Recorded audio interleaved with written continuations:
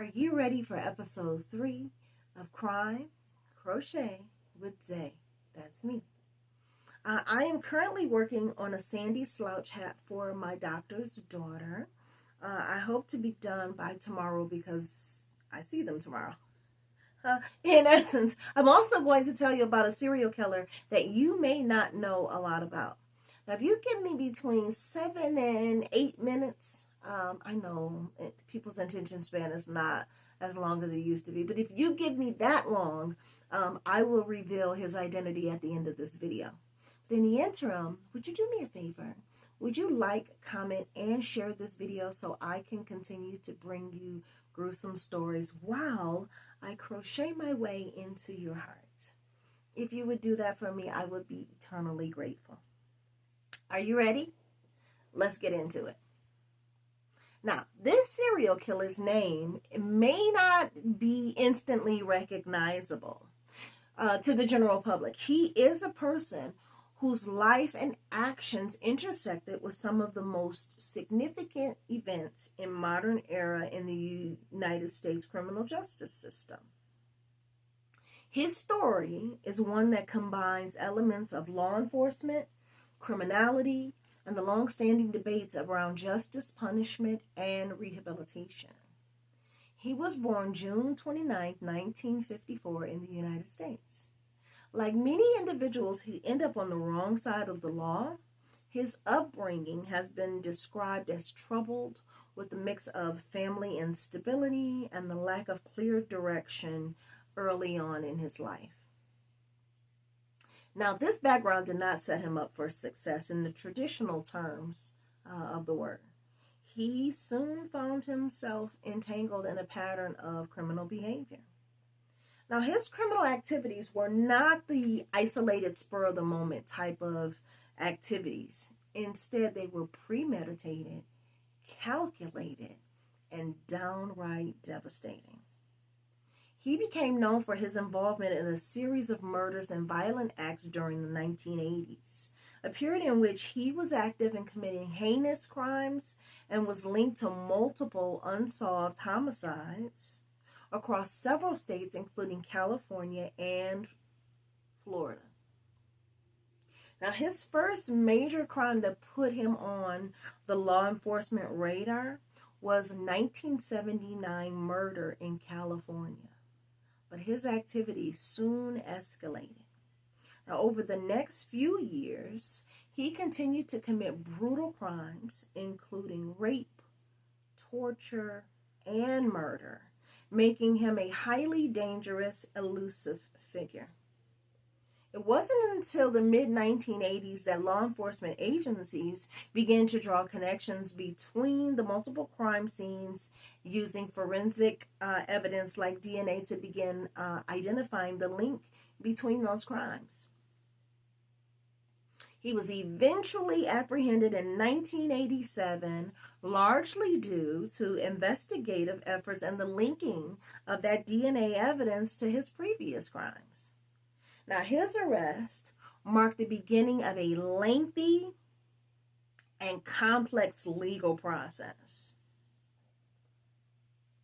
In the late 1980s, he was convicted of multiple counts of murder, rape, and other violent crimes. And his trial was notorious for its shocking details, as it became clear just how cold and calculated he had been. Now, I'm just counting. His actions led to him being labeled as a serial killer. And now that word was really new back in the 1980s. And his conviction was a significant moment in broader conversation about violent crime in America, particularly with increasing use of forensic technology like DNA matching. In 1995, after a lengthy series of appeals and legal maneuvers, he was sentenced to death. He was held on death row in San Quentin prison in California. And if you know anything about San Quentin, it is for the hardcore killers.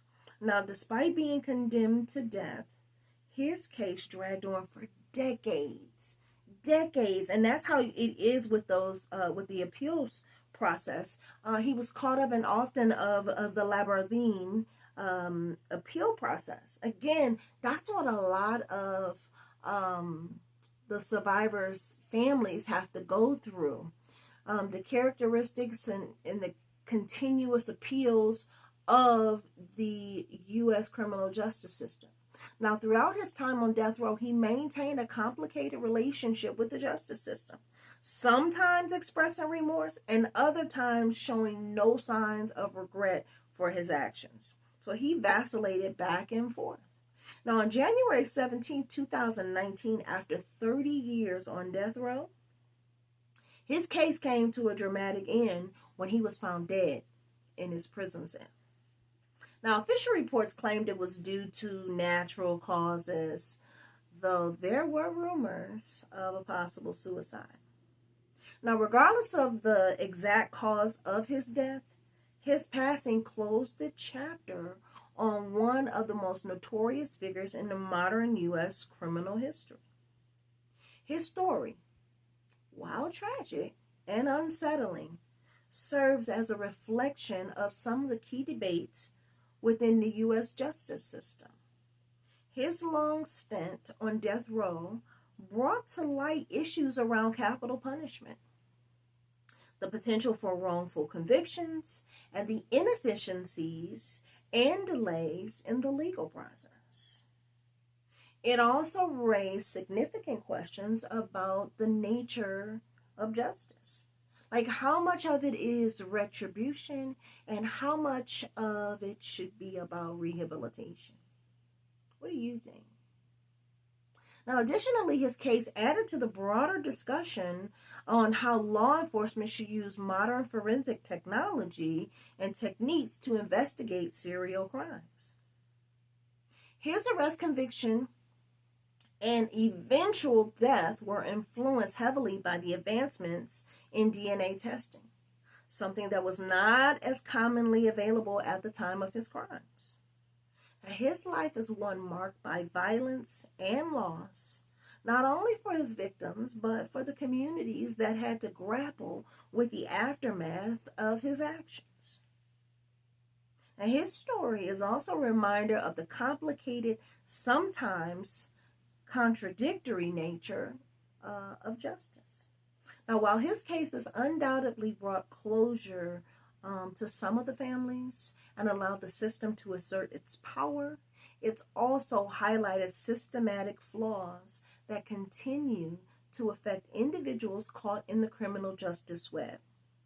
His death did not erase the trauma that he caused, nor did it resolve the broader questions about capital punishment and the limits of the justice system. His name was Daniel Lee Siebert. What do you think? Oh, and this is how far I've gotten in the Sandy Slouch. Like I said, please like, comment, and share. It's been fun. I'll bring you more. It's been fun with Crime Crochet and Zay. That's me.